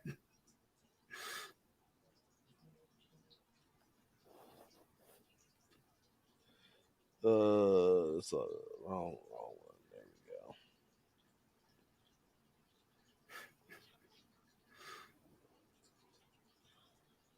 we go. On that note.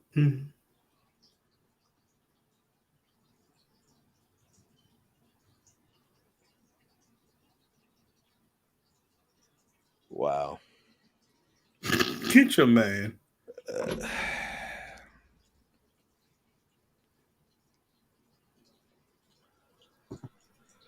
All right. So with our next game with the Chargers, what do you think the Raiders have to do defensively for us to stop the run? Same thing they've been doing. I don't believe that the Chargers running game is going to be any better than what they've already seen in the last couple of weeks. The offensive line is not as good as the Colts offensive line, and Austin Eckler is so strong, pound for pound strength. He's not better than Jonathan Taylor. Not even close. I really don't. With what they've been doing with they've switched it up. The defense that they run, they're running a lot of 3-4 in running situations. What they're doing primarily is they're using Phylon to get instant penetration up the field and causing the running back to make a cut in the backfield. Then they're bringing their linebackers in to fill and hopefully get there in time to make some of those tackles closer to the line of scrimmage. Whereas in the 4-2-5 that Gus was running earlier in the season, a lot of those zone runs were getting cut back, and in the cutback there was an alley where there was nobody there, and they were getting clean runs to the second and third levels. You don't see that anymore. That's primarily been one of the largest differences.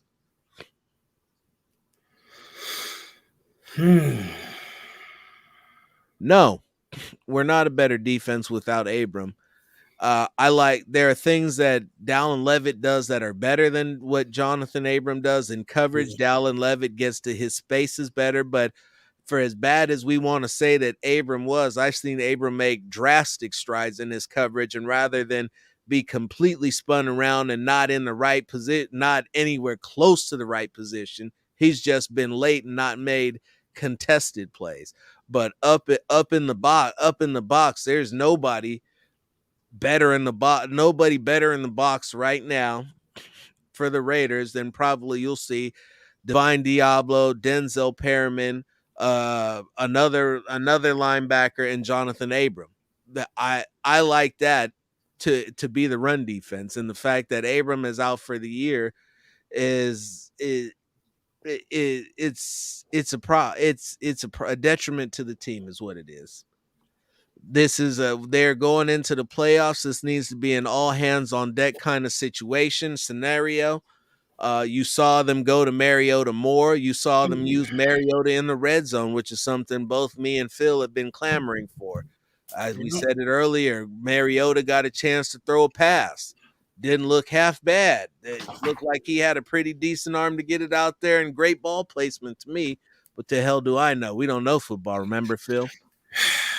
Yeah, hey. You know what? Don't you get tired of hearing that? No. Because at the end of the season, it's always proved that I knew exactly what the fuck I was talking about. Not only that, but I can pull it up and show you when I was talking about it when nobody else was. When everybody else tells me about, what Derek Carr did and, you got it wrong, I'll say, no, actually, I don't have it wrong, because if you go back and look, Derek did exactly what I said he needed to do in order to be successful. Said, you can tell me I'm wrong, but in the end, said you'll go back and you'll see that I was right. He might be. Every once just say Derek Carr 3 times and he'll wake up. Guaranteed. What you say? Steph. Huh.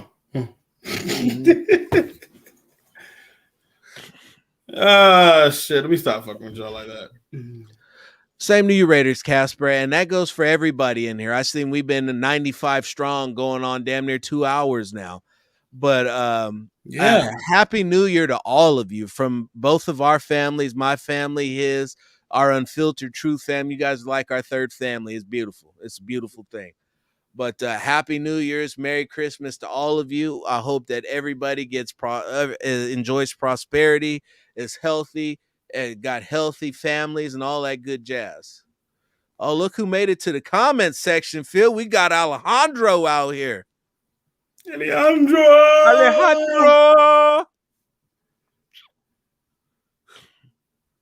For me, no. For a lot of other people, yes. Happy New Year, Alejandro.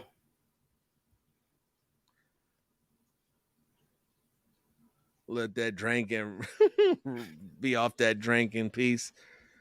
We all are, DJ. We all are. Everybody's gonna be, and if you think you're buzzing now, bro, don't let them fuck around and win. Don't let them fuck. If you think you're ready to fast forward to Sunday, don't let. And they win and go to the playoffs. That's when everybody's. That's when it's really gonna take off.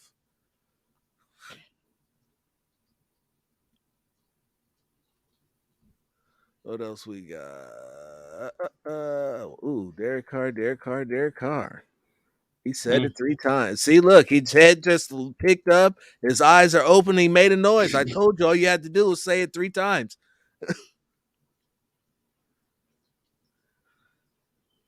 Now that's one thing that I will say, and Mike Lee, we need to get after Herbert and keep putting him on the grass. He cannot have time this game.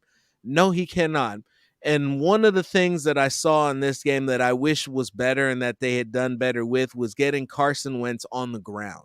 They got to him numerous times. They got hands on him. They had him wrapped up.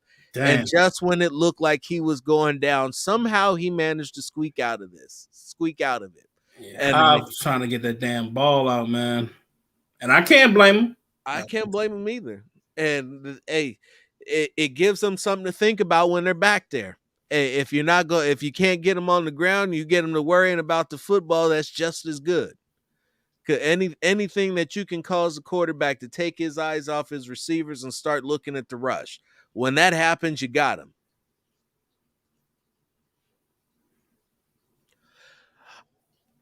Now, if you are going to hang on to Carr, the best option would not be to extend him, but to let him play out his contract. Because after his contract is completed is when you are going to have your better options at quarterback available in the draft, when CJ Stroud and Bryce Young will be available. There will be some interesting pickups. Especially if you don't like the quarterback class of this year. Matt Corral, bro, he didn't break. Did they ever say what was wrong with him, or it was just a lower body injury? Well, let's pull it up right here.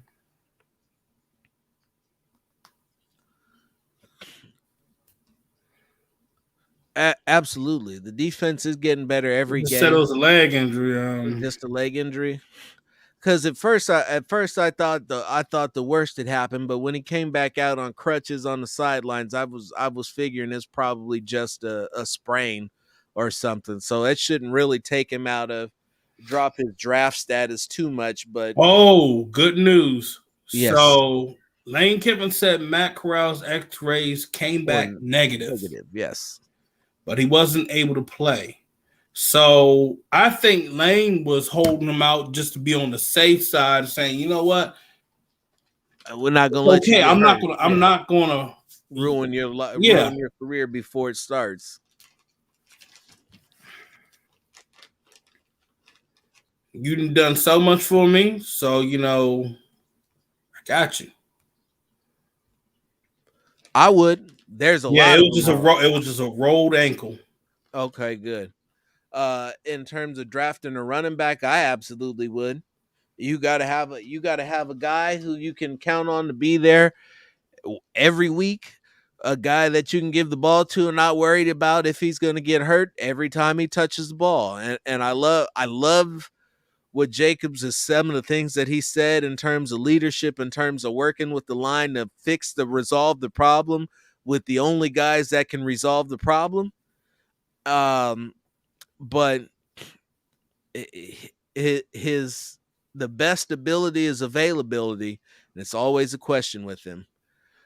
Some guy I like the running back from Texas, to be honest with you.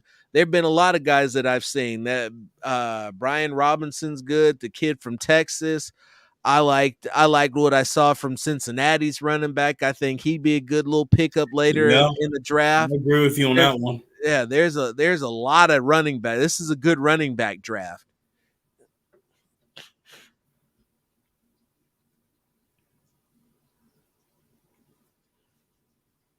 Is Mayock safe now? No. If we make the playoffs, would we even be in draft position to draft a top tier quarterback? We would have to give up to move up. We need too much. You don't have any guys that should be that high up, bro. To be honest with you, none of these guys really should be top 15 quarterbacks. That there are other players who are just much better than they are.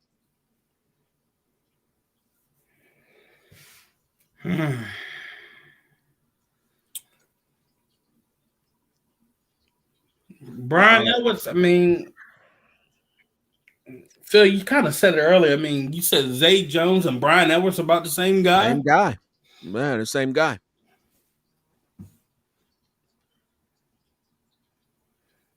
They're the same guy. I love Brian Edwards, love Zay Jones. They should be running you want them running the same type of routes. So those would be your X receivers primarily. You'd have the Z receiver be the fast guy that you bring in. That's what you need more than anything is another fast guy that runs good routes that can block a little bit and isn't, I'm not going to say is okay with being a decoy. I was actually looking at it and I was like, okay, do you think that the Raiders could get by with Brandon Cooks? I think they could. Possibly, yeah. I think that Cooks could. You got Cooks. You got Goodwin. There's DJ Chark.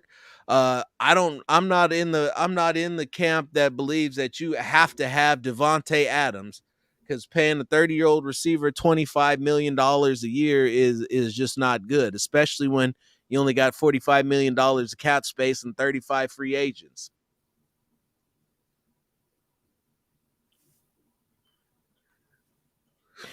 Somebody said Corral in round 2. If you can get him in round 2, I definitely would take a look at him. But I think Corral will still be in the first round. He probably will be, probably later in the first.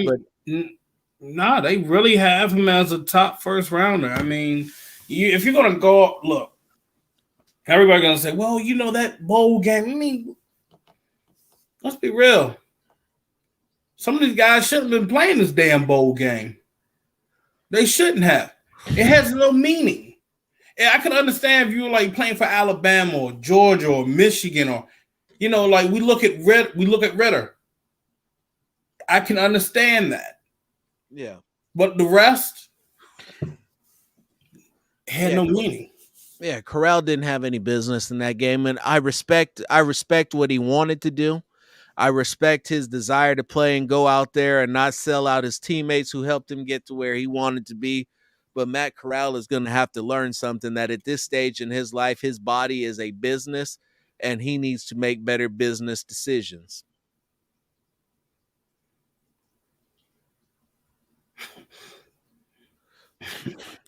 Here's a tough question. It's tough for me. I think I'm still in shock over it. How do we replace Henry Ruggs? Oh, I think I just answered that.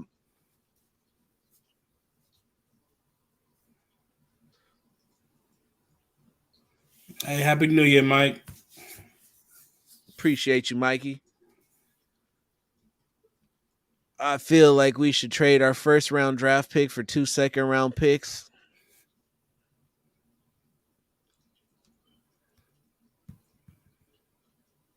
Do you keep Mariota? Does Mariota want to stay? Is the better question. Yeah, I mean, I gotta say, if in his case, Mariota could go to Washington. Yeah, he's shit, maybe Atlanta. Shit, maybe he could go to Was it Matty Ice going someplace? Matty Ice is getting up in age, bro. Yeah, till Matty Ice says it's over. That kind of offense, you need speed.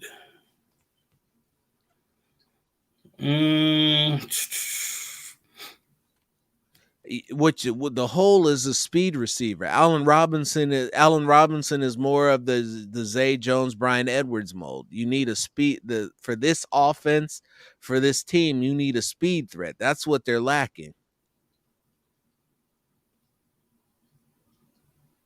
Yeah, Mariota can go to the Steelers. That would be a nice place for him to go.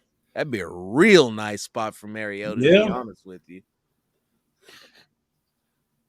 Said, and because I'm not a hater, I would actually like to see that. I'd be interested to see what he could pull off with that.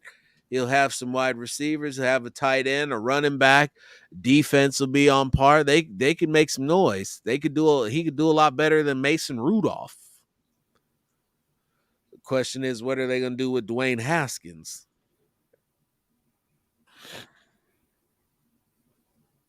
I wouldn't trade anybody to Denver. I take that back. I might trade him Cleveland Farrell for a first.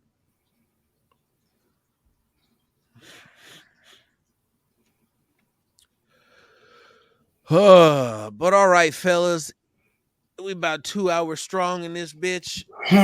Victory Sunday. Huge, humongous victory for the Raiders. Biggest victory that you've seen around here in a long time. 2 winning seasons, second winning season now under Carr. The stands are going to love that. We've had the most winning seasons under Derek out of any quarterback in the last 20 years. Debate my dog.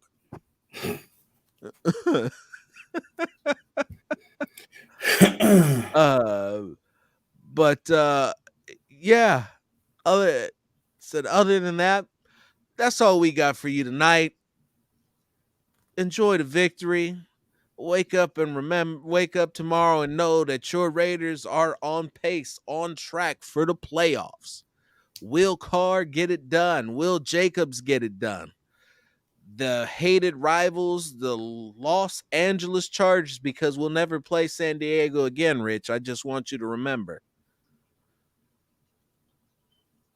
Got to go out there, get it to have a good week of practice, study the tape.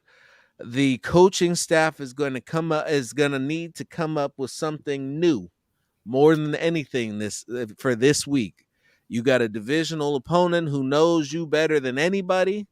But as I said earlier, it's now a Sunday night game against the Chargers, and every time you got a Sunday night game against the Chargers, that ends up in a Raider victory. So, follow my man at Phil Jones NFL. Follow me at Phil Robinson III. Jones, you got anything? It's been fun, Raider Nation. It definitely has been. And with that, my friends, the unfiltered truth is out. God bless. Salute.